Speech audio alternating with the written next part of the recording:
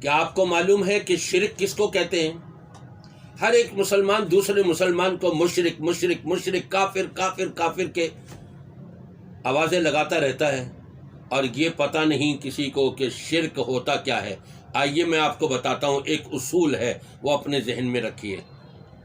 Number 1 حی، number 2 حاضر، number 3 قادر۔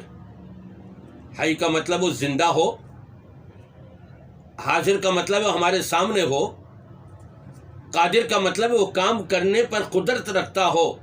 اگر میں اس سے کہہ دوں بھائی پانی پلا دو تو یہ شرک نہیں ہوگا، لیکن میرے سامنے موجود نہیں، حی نہیں ہے، قبروں میں جا چکے ہیں، ان سے ہم مانگیں شرک ہے یقیناً۔ یہاں پر حاضر نہیں ہیں، عالم برزخ میں جا چکے ہیں، ان سے مانگیں یقیناً شرک ہوگا۔